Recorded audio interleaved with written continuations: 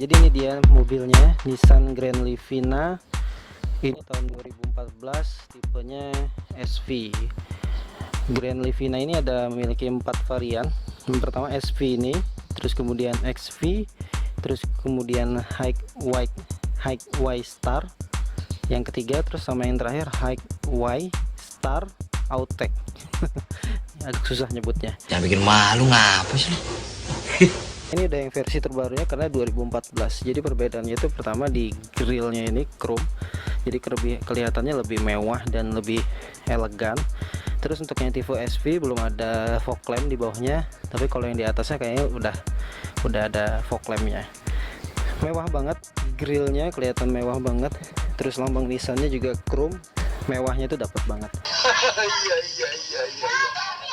Terus lampunya menukik ke dalam, jadi kayak tajam banget gitu tatapan lampunya. Kap mesinnya kayak gini, kayak melekat gitu. Nah, mungkin ada aerodinamisnya di situ biar terpaan angin tuh kayak gimana gitu kan. Tampak sampingnya kayak gini teman-teman. Panjangnya berapa ya? Lumayan sih, nanti saya tulis deh di sini. Spionnya udah elektrik spion, bisa diatur dari dalam tapi nggak bisa nutup sendiri, dan di sini juga nggak ada lampu sennya. Kalau nggak salah di atas dari tipe SV itu udah ada lampu sennya di sini. Terus kemudian velg dibalut ring 15, jadi velgnya kayak gini. Terus velg yang ban serepnya atau cadangannya juga sama seperti ini, jadi bukan pakai velg kaleng tapi udah velgnya alloy kayak gini. Ada lambang Nissannya, masih komplit. Ukuran bannya ini masih ukuran ban standar bawaan mobilnya. Dia ini nih 185/65 ring 15, mereknya Dunlop, masih lumayan juga. Ini mobil saya dapetin dari pemiliknya, juga jarang pakai karena kilometer masih di bawah 100.000. Terus ini di atas ini tambahan, bukan bawaan mobilnya, jadi aksesoris. Oke, jadi tampak sampingnya tuh kayak gini teman-teman. Nah, oke, kita masuk ke tampak belakang nih. Nah, tampak belakangnya juga lumayan enak dilihat. Garis-garisnya itu seakan-akan ini mobil kokoh banget. Jadi tampilan belakangnya kayak gini. Ada lambang Grand Livina-nya di situ. Terus di sini juga ada lambang Pure Drive. Kalau yang lain-lainnya di atas SP itu ada lambang lagi di sini. Ya mungkin itu ada XV. Sudah ada wiper juga. Terus ini ada buat nyemprot air sama lampu. Knalpotnya berada di bawah situ. Oke, jadi kayak gini nih tampak belakangnya Nissan Grand Livina SV. Nah, interiornya tuh kayak gini. Di dalam joknya ada jok aslinya warnanya krim, kayak gini mungkin warnanya nih. Nah, jadi tampak interiornya tuh kayak gini. Dashboardnya kayak gini. Kesan speedonya juga mewah, ada list chrome-nya. Untuk feature keamanan dia udah pakai airbag sebelah sana sama di sini. Joknya yang saya rasain enak, empuk. Handle pintu bukanya menurut saya unik ya, bulat kayak gitu. Jadi agak berbeda dari mobil-mobil yang biasa saya lihat. Jadi unik nih, bulat kayak gini. Nah, untuk head unitnya ini bukan bawaannya, udah diganti. Yang bawaannya nggak kayak gini. Terus di situ ada TV roof TV. Nah, di situ setiap tipe dia ada semua TV-nya di situ, dan itu tersambung ke head unitnya. Jadi kalau head unitnya udah diganti, itunya kayaknya nggak bisa dipakai lagi. Contohnya kayak gini, itu nggak bisa dipakai tapi hidup. Tapi kalau diganti atau dibalikin ke orisinilnya, mungkin bisa berfungsi kembali. Ini transmisinya manual 5 kecepatan. Terus panel AC-nya di sini. Panel AC-nya kayak gini. Masih manual. di sini ngatur kipasnya, kecepatannya berapa level, 1 2 3 4. Terus di sini arah anginnya kemana, ke badan dan kaki. Terus kemudian di sini ngatur ke volume kedinginannya. Jadi kalau misalkan separuh ya lumayan dingin, kalau kayak gini dingin banget. Terus di sini ada apa nih namanya, buat rokok nih. Terus kemudian di sini ini angin masuk dari luar, dan ini cuman sirkulasi angin di dalam. Terus di sini ada konsul buat naruh-naruh koin, ini cukup dalam. Terus di sini buat naruh-naruh botol, koin juga mungkin bisa. Terus kemudian di sini, ini bukan konsul, ini adalah AC teman-teman. Jadi blower AC untuk posisi kursi duduk di belakang. Terus tiap door trimnya untuk yang tipe SP ada speaker kanan kiri. Terus yang untuk belakangnya kayaknya nggak ada deh. Oh ada. Jadi speakernya ada 4, setiap pintu ada. Jadi yang tipe di atas SP udah pasti ada semua tuh. Terus di sini nggak bisa naruh botol. Ini kayak cuman naruh ya handphone, mungkin bisa dompet, dokumen. Terus sini ada power window-nya. Dan ini otomatis buat yang di sebelah sini. Nah, kunci utamanya kayak gini. Ini memang bawaan dari mobilnya. Saya punya 2, yang serepnya nggak ada remote-nya, tapi cuman kuncinya. Oke, kita masukin. Panel speedonya kayak gini, keren.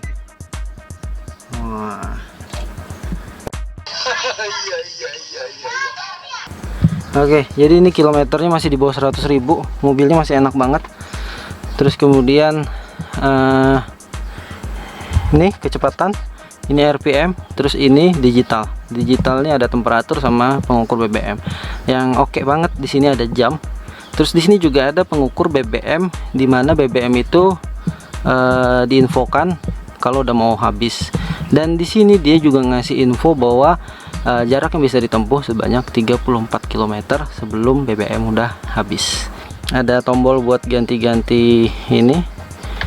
Sini ada trip, di sini ada rata-rata jarak tempuh.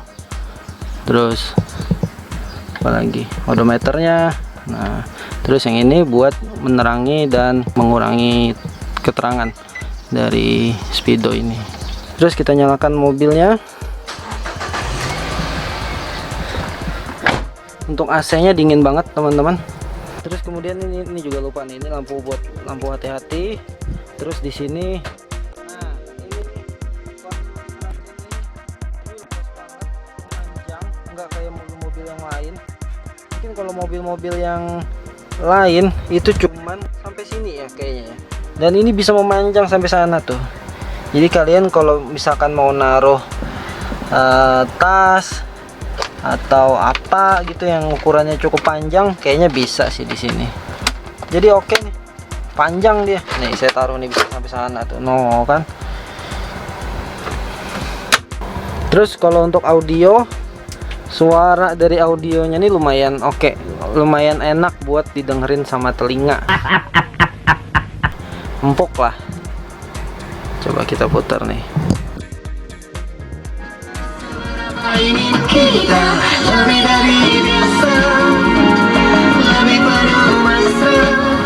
Nah, kan enak nih buat ngatur spion. Nah, untuk bagian belakang kayak gini cukup lega. Idealnya ini diisi sama 7 penumpang. Jadi untuk jok belakang ini bisa diatur kemiringannya. Terus nih, ini bukan konsol tapi blower AC, jadi adem nih, jadi enak. Jadi blower AC-nya bukan di sini tapi di sini. Oke, jadi cukup lega sih menurut saya kalau untuk bagian belakangnya, kalau untuk ditempati orang. Jadi untuk kenyamanannya saya udah nyobain sih kemarin dari Palangkaraya ke Banjarmasin. Mobil enak banget. Termasuk penumpang saya tanyain enak nggak mobilnya, dia bilang enak. Enak mas mobilnya. Jangan bikin malu, ngapa sih lu? Terus di baris 2-nya dia juga ada handrest, cuman tersimpan di sini nih. Ini bisa dikeluarin. Ini handrestnya teman-teman. Dia bisa juga naruh botol minuman di sini. Tuh. Terus di sini kalau kalian yang bingung nyalain lampu kakinya gimana, wih, kok nggak nyala? Oh iya, di sini nih. Sorry. Nah, terus matiinnya juga di situ. Oke, jadi untuk kelegaan nih, mobil cukup lega. Nih saya duduk nih. Nah, oke, sekarang kita ke bagian belakang. Bagasi belakangnya kayak gini. Nih kunci-kuncinya masih komplit semua. Terus di bawah sini baru ban serepnya. Nah, ban serepnya sama dengan velg ban serepnya sama dengan velg ban utama, velg yang dipasang. Oke, cukup rapi sih tempat-tempat naruh ban serep dan kunci-kunci lainnya. Nah, ini ditarik buat kursi ketiganya. Nah, tarik gitu. Oke, terus dari mobil ini teman-teman, yang paling saya suka banget dari Grand Livina ini adalah ada di bagian setir. Ini setirnya ringan banget teman-teman, sumpah deh. Saya kayaknya baru ngerasain setir paling ringan tuh di mobil ini. Jangan bikin malu, ngapa sih lu? Mungkin teknologi drive-nya dari Nissan ini bagus banget kayaknya. Ini coba kita tes nih. Ringan banget ya ini. Waduh. Tuh kan. Nah, saya sambil ngamera aja bisa muter setirnya nih. Ringan dan sangat mudah buat diputar. Oke. Terus untuk keiritan, ini mobil irit banget juga teman-teman. Irit banget mobilnya. Jadi saya dari Palangkaraya ke Banjarmasin tuh cuman ngandalin isi BBM dari pemilik sebelumnya. Jadi pemilik BBM sebelumnya cuma jangan asal ngomong. Jadi pemilik mobil sebelumnya tuh ngisi 200.000, dan sampai Banjarmasin BBM-nya masih tersisa 2 batang. Jadi irit banget sih menurut saya ini mobil. Jadi cocok lah mobil ini buat dipakai keluarga besar. Oke, sekarang kita ke bagian mesin nih. Jadi buka kap mesin di sini, buka BBM di sebelah sini. Jadi bukan di sebelah sini ya. Nah, sekarang untuk bagian mesin nih. Jadi untuk mesin Nissan Grand Livina ini mesinnya yaitu berkapasitas 1500 cc untuk yang Grand Livina tipe SP ini, dengan kode HR15DE. Terus konfigurasinya dia memiliki 4 silinder, terus 16 valve atau 16 katup. Terus kemudian sudah DOHC dengan twin dual injector. Terus kemudian power maksimalnya dia 107 horsepower di RPM 5600. Nah, terus kemudian power maksimalnya dia di 107 horsepower dengan RPM di 5600. Jadi menghasilkan akselerasi atau kecepatan yang cukup tinggi dan cukup nyaman. Jadi tarikan pertamanya itu cukup responsifnya bagus banget. Bagian suspensi depan dia menggunakan double pivot poros, fungsinya buat memudahkan kita untuk melakukan handling atau menjikjak saat menyalip-nyalip gitu teman-teman. Jadi enak banget. Nah, jadi kesimpulannya dari mobil ini, kelebihannya baris ketiga dan kedua dia bisa dilipat. Jadi kalau kalian pengen bawa-bawa barang kayak yang besar-besar tuh bisa dilipat dulu kursi 2 sama 3 nya, jadi luas buat naro-naro barang. Terus kemudian kualitas materialnya menurut saya dashboardnya juga kayak dashboard tuh bagus ya kualitas materialnya. Terus kemudian BBM nya irit banget.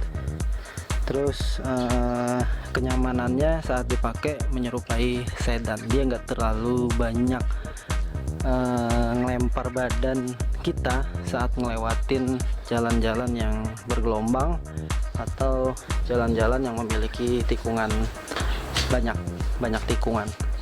Tapi kalau untuk kekurangannya, tidak ada ABS untuk di tipe SP, padahal kalau ada tipe ABS nya menambah kelengkapan feature keamanannya juga sih. Tapi saya nggak ada di tipe SP. Di atasnya SP ada untuk ABS nya.